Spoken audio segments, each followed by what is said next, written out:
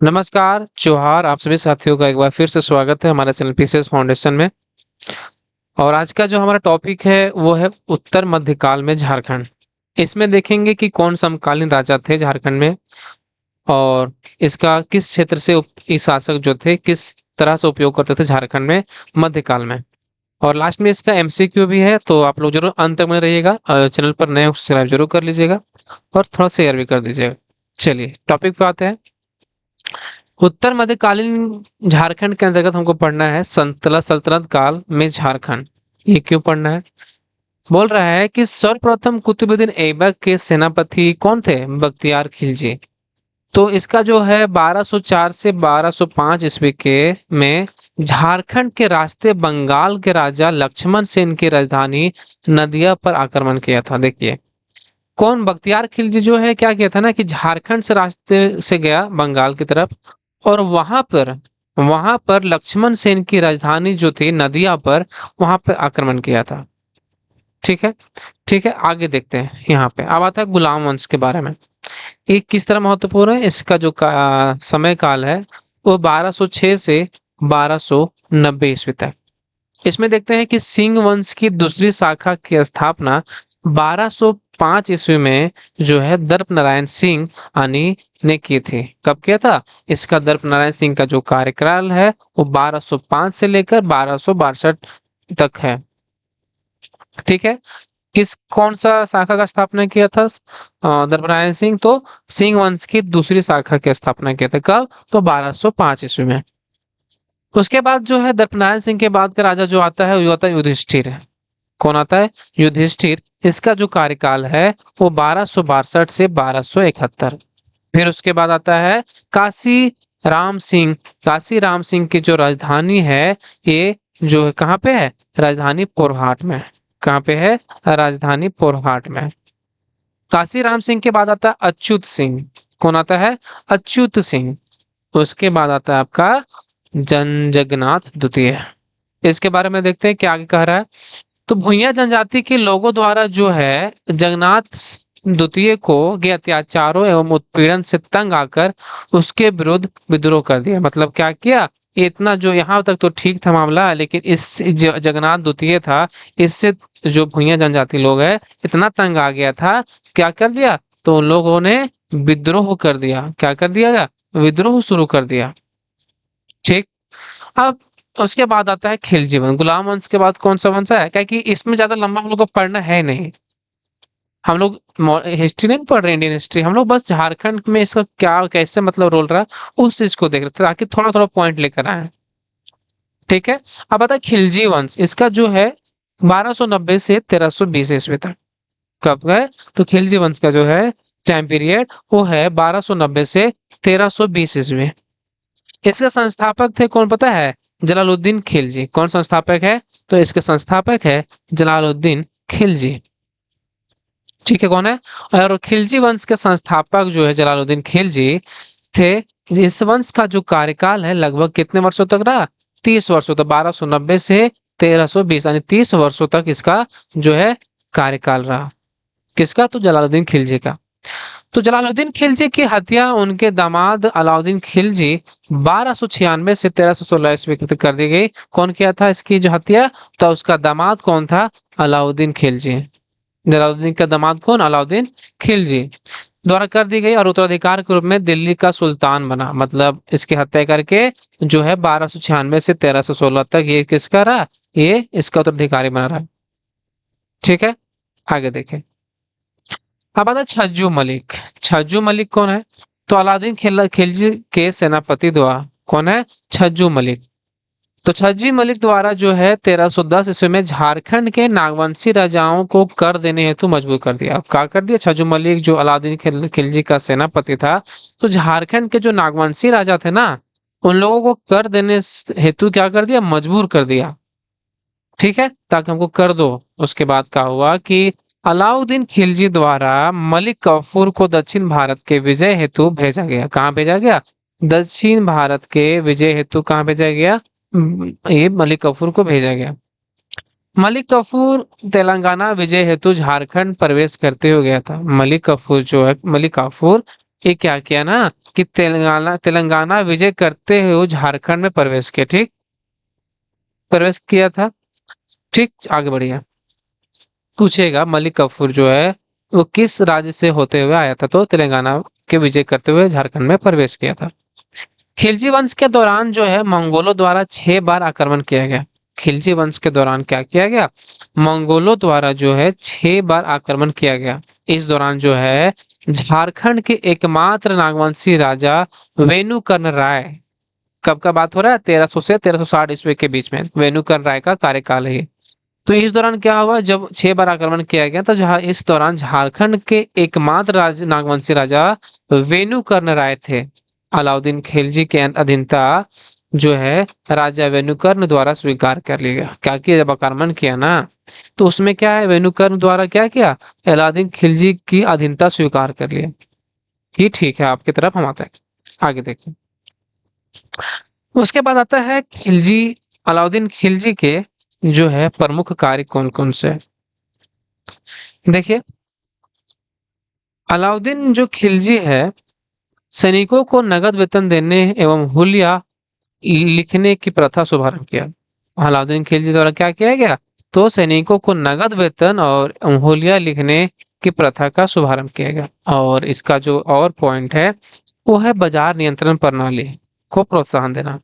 क्या किया गया, बाजार नियंत्रण प्रणाली को प्रोत्साहन दिया।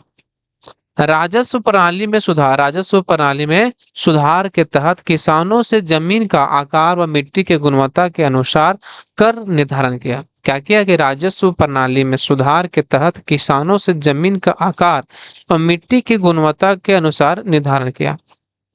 ठीक, आगे देखिए। अब आता है तुगलक वंश। खिलजी वंश के बाद कौन सा वंश आता है, तो तुगलक वंश। तुगलक वंश जो है 1320 से 1414 ईस्वी में। आपको सिर्फ झारखंड में देखना है कि झारखंड में कौन प्रवेश किया, तो बख्तियार कौन किया, तो ये सब चीज देखना है, ठीक है।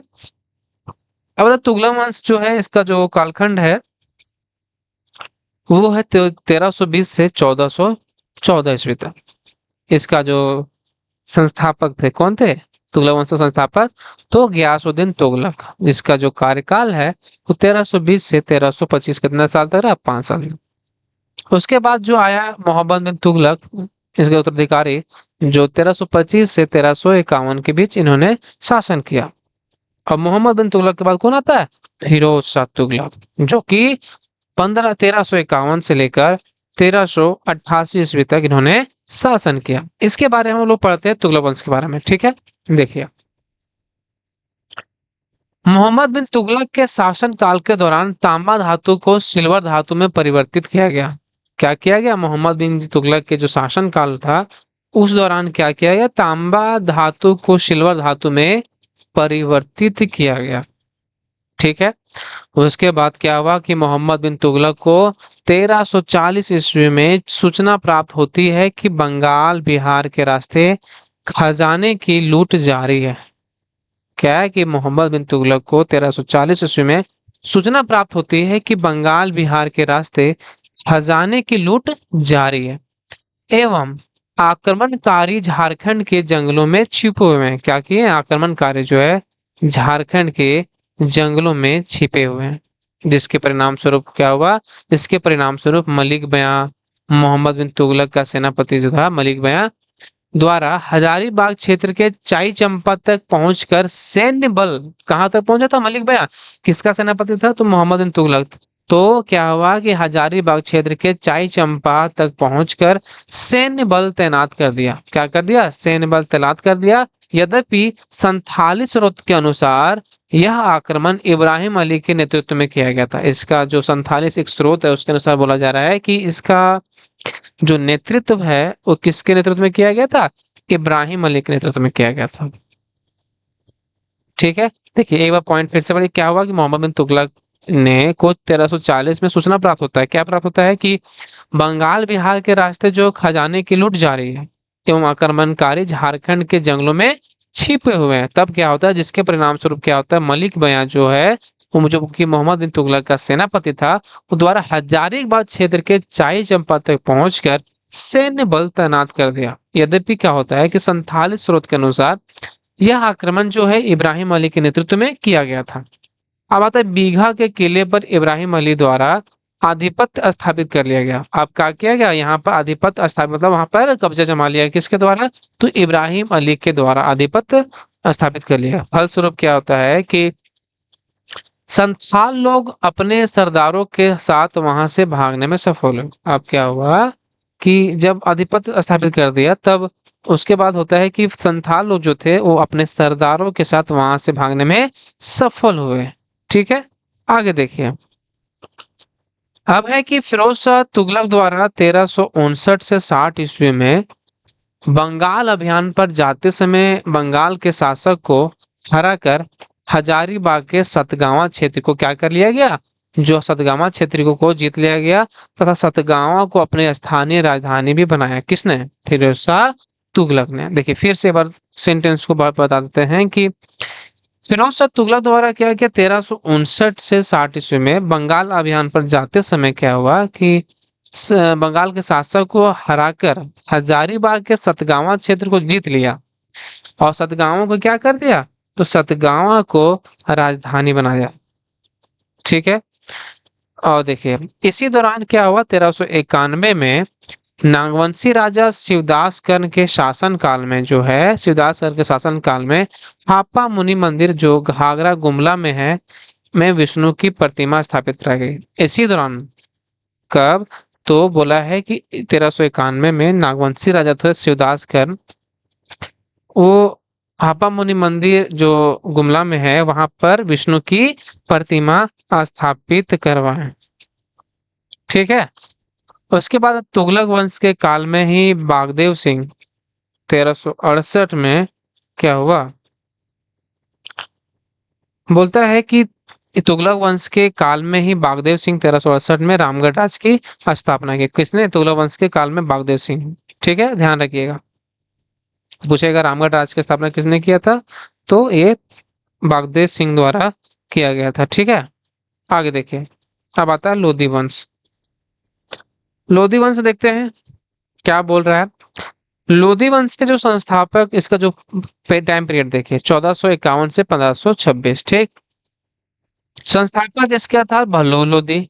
ठीक है, ध्यान रखिएगा, लोधी वंश का संस्थापक बहलोल लोधी 1451 से इसका कार्यकाल रहा और 1489 तक ये चला था। बहलोल लोधी के बाद जो आता है वो आता है सिकंदर लोधी। कौन आता है? तो सिकंदर लोधी आता है, और जो कि दिल्ली का सुल्तान बना। तो सिकंदर लोधी का जो शासन पीरियड था कब मरा? तो बस बहलोल लोधी 1489 में। और उसके बाद कौन आया? सिकंदर लोधी का जो शासन काल है वो है 1489 से 1517 ईस्वी तक। सिकंदर लोधी की मृत्यु के पश्चात अब आता है इब्राहिम लोधी। आप देखिए, इब्राहिम लोधी का जो काल है 1517 से लेकर 1526 ईस्वी तक। ठीक है, मैं दिल्ली की राजगद्दी पर बैठा। क्या किया? दिल्ली की राजगद्दी पर बैठा। लोधी वंश के काल में झारखंड के 5 राजवंशों ने शासन किया। देखिए लोधी वंश के काल में जो है ना, वो झारखंड के 5 राजवंशों ने क्या किया? शासन किया, जिसमें प्रताप कर्ण, छत्र कर्ण, विराट कर्ण, पृथ्वी कर्ण एवं सिंधु कर्ण शामिल थे। क्या हुआ कि जब 5 राजवंशों में शामिल किया था, जिसमें कौन कौन थे? एक थे प्रताप कर्ण, एक थे छत्र कर्ण, एक थे विराट कर्ण, एक पृथ्वी कर्ण एवं सिंधु कर्ण भी शामिल थे। झारखंड लगभग लोधी शासकों के आक्रमण से वांछित रहा, मतलब वहां पर कोई ऐसा मतलब उतना प्रभाव नहीं पड़ा। लेकिन उड़ीसा के गजपति वंश द्वारा झारखंड में आक्रमण, लेकिन क्या हुआ कि गजपति वंश द्वारा झारखंड में आक्रमण हुआ। ठीक है, आगे देखिए। अब देखिए कुछ महत्वपूर्ण तथ्य क्या है। तथ्य है कि कपिलेंद्र गजपति जो थे 1435 से 1470 ईस्वी में लोधी वंश का समकालीन उड़ीसा जो है, उड़ीसा का शक्तिशाली शासक था। कौन? कपिलेंद्र गजपति। उसने क्या किया कि संथाल परगना हजारीबाग को छोड़कर नागवंशी साम्राज्य के बड़े भूभाग पर कब्जा कर लिया। क्या कर दिया कि हजारीबाग को छोड़कर नागवंशी राज्य के जो बड़े भूभाग थे उस पर कब्जा कर लिया गया। किसके द्वारा? तो कपिलेंद्र गजपति के द्वारा। जौनपुर के राजा हुसैन शाह सरफी ने 1494 ईस्वी में सिकंदर लोदी के भय से झारखंड के साहिबगंज में शरण ली थी। किसके भय से? तो सिकंदर लोदी के भय से जो क्या हुआ, झारखंड के साहिबगंज में उन्होंने शरण ली। अब आता है खानदेश, जो कि महाराष्ट्र में स्थित है। ठीक है। खानदेश का जो राजा है आदिल शाह द्वितीय, आज को क्या बोलते हैं, आदिल खान द्वितीय बोलते हैं, ने एक शक्तिशाली राजा था। कौन? आदिल शाह द्वितीय, आदिल खान द्वितीय जो था एक शक्तिशाली राजा था। झारखंड क्षेत्र में सेना भेजने का कारण इसे झारखंडी सुल्तान अर्थात जंगल का राजा की उपाधि दी गई। क्या किया गया कि खानदेश जो महाराष्ट्र में स्थित है, खानदेश का जो राजा है आदिल शाह द्वितीय, जिसको आदिल खान द्वितीय बोलते हैं, एक शक्तिशाली राजा था। तो झारखंड क्षेत्र में सेना को भेजने के कारण इसे झारखंडी सुल्तान अर्थात जंगल के राजा की उपाधि दिया गया। ठीक है। किसको? तो आदिल शाह द्वितीय को। सैयद वंश के शासकों को झारखंड पर कोई हस्तक्षेप था ही नहीं। सैयद वंश जो थे 1414 से 1451 के बीच में, लेकिन इसका जो हस्तक्षेप है ना वो झारखंड पर नहीं था। ठीक है। किसका? कौन वंश का? सैयद वंश का। अब आते हैं इसका जो है थोड़ा सा डायग्राम है उसके बारे में देख लेते हैं। अब आए दिल्ली सल्तनत कालीन झारखंड के नामवंशी राजा। ठीक है। देखिए ये है दिल्ली सल्तनत के वंश उपावधि और झारखंड के नामवंशी राजा उस समय कौन थे? गुलाम वंश जो था 1206 से 1290 ईस्वी के बीच, उस समय झारखंड के नामवंशी राजा कौन थे? तो हरिकर्ण, वेणुकर्ण, राय और शिवकर्ण। किसके समय? तो गुलाम वंश के समय। अब खिलजी वंश के समय कौन कौन झारखंडी नामवंशी शासक थे? तो ये था वेणुकर्ण राय, रेणुकर्ण राय, ढोलवुर कर्ण, ये सब खिलजी वंश के शासनकाल के दौरान थे। उस खिलजी वंश के बाद आता है आपका तुगलक वंश, जिसका टाइम पीरियड है 1320 से 1414 ईस्वी तक। उस समय जो राजा थे शिवदास और उदयकर्ण थे। कौन कौन थे? शिवदास और उदयकर्ण। अब आता है सैयद वंश कौन सा है? तो सैयद वंश जो है 1414 ईस्वी से 1451 तक। इसमें समय उदयकर्ण और पृथ्वीकर्ण कौन कौन थे? सैयद वंश समय उदयकर्ण और पृथ्वीकर्ण। लोधी वंश, लोधी वंश इसके समय जो है 1451 से 1526 में, इसमें प्रतापकर्ण, छतकर्ण, विराटकर्ण और फेनुकर्ण और दुजनसा ये सब थे। ठीक है। चलिए यहाँ पे थ्योरी क्लास समाप्त हुआ। अब देखिए आप क्या, तो एमसीक्यू देखिए बहुत ही महत्वपूर्ण है, आप लोग जरूर देखिएगा, भागिएगा नहीं। सवाल है कि झारखंड के रास्ते बंगाल पर आक्रमण करने वाला पहला मुस्लिम मुस्लिम सेनापति कौन था? बताइए तो। झारखंड के रास्ते बंगाल पर आक्रमण करने वाला तो पहला मुस्लिम था ये बख्तियार खिलजी। कौन था? बख्तियार खिलजी। ठीक। दर्प नारायण सिंह ने सिंह वंश की दूसरी शाखा की स्थापना कब की थी? दर्प नारायण सिंह ने सिंह वंश की दूसरी शाखा की स्थापना कब की है? तो आपको बताया हम कब किया था, तो 1205 में। ठीक है। चलिए किस नागवंशी राजा के समय भूइयां जनजाति ने विद्रोह किया? बताइए किस नागवंशी राजा के समय भूइयां जनजाति ने विद्रोह किया? तो बताइए तो। ये किया जगन्नाथ द्वितीय के समय। किसके समय? जगन्नाथ द्वितीय समय। इसमें क्या किया? इसमें पूरा मतलब इससे आक्रोश उत्पन्न हो गया। मतलब क्या बोलते हैं इसमें, कहने का मतलब इन लोग बहुत छेड़ा रहा था, मतलब हस्तक्षेप कर रहा था। किस वंश के शासन काल में नागवंशी राजा वेणुकर्ण राय ने खिलजी सुल्तान की अधीनता स्वीकार की? बताइए किस वंश के तो किस शासन काल में? तो यह किए थे आपका खिलजी वंश के शासन काल में। अलाउद्दीन खिलजी के किस सेनापति ने झारखंड के नागवंशी राजाओं को कर देने हेतु बाध्य किया? तो ये कौन था? ये था आपका, पता है कौन? तो ये है छज्जू मलिक। कौन है? छज्जू मलिक। नामो छज्जू मलिक। मलिक काफूर किस सुल्तान का सेनापति था? मलिक काफूर जो है किस सुल्तान का सेनापति था? तो ये था आपका अलाउद्दीन खिलजी का सेनापति था। मलिक काफूर किसका सेनापति था? तो अलाउद्दीन खिलजी का। तांबे को चांदी के रूप में चलन में लाने का प्रयास किसने किया था? तांबे को चांदी के रूप में चलन में लाने का जो प्रयास है वो किसके द्वारा किया गया था? तो किया गया मोहम्मद बिन तुगलक के द्वारा। पढ़े ना आप लोग पीछे, बस याद रखना। हजारीबाग के चाई चंपा क्षेत्र में सैन्य बल किसके द्वारा तैनात किया गया था? हजारीबाग के चाई चंपा क्षेत्र में जो सैन्य बल है वो किसके द्वारा तैनात किया गया था? तो ये तैयार किया गया था, पता है किसके द्वारा? तो यह किया गया था मलिक पेया के द्वारा। इसके नेतृत्व में तो वहां पे आक्रमण हुआ इब्राहिम मलिक के, ठीक है, लेकिन कौन तैनात किया था? तो मलिक पेया। बीघा किले पर आधिपत्य किसने स्थापित किया? तो बीघा किले पर जो है यहाँ पर आधिपत्य जो है इब्राहिम अली के द्वारा स्थापित किया गया। अब आता है सतगावा को स्थानीय राजधानी किस सुल्तान ने बनाया? सतगावा को जो अस्थायी स्थानीय राजधानी है किस सुल्तान ने बनाया? तो यह बनाया था फिरोज शाह तुगलक ने। किसने बनाया?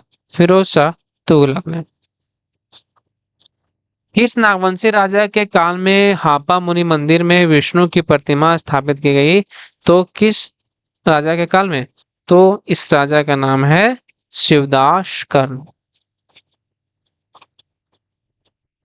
रामगढ़ राज की स्थापना जो है किसके द्वारा की? रामगढ़ राज की स्थापना जो है वो आपको बागदेव सिंह के द्वारा किया गया, रामगढ़ राज की स्थापना। ठीक, आगे बढ़िए।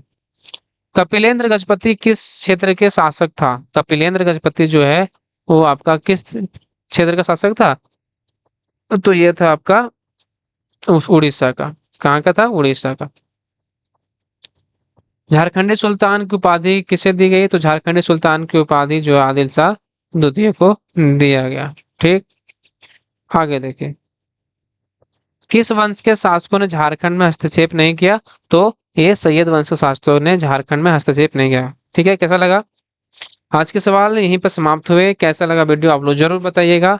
और कमेंट तो आप लोग करते नहीं, लाइक भी नहीं करते, कोई बात नहीं, जब आपको पसंद है तभी कीजिएगा, जबरदस्ती नहीं है और ना ही फोर्स है। ठीक है, तो मिलते हैं अगले वीडियो में, तब तक के लिए बहुत बहुत धन्यवाद। आप सभी को एक बार फिर से झारखंडी जोहार।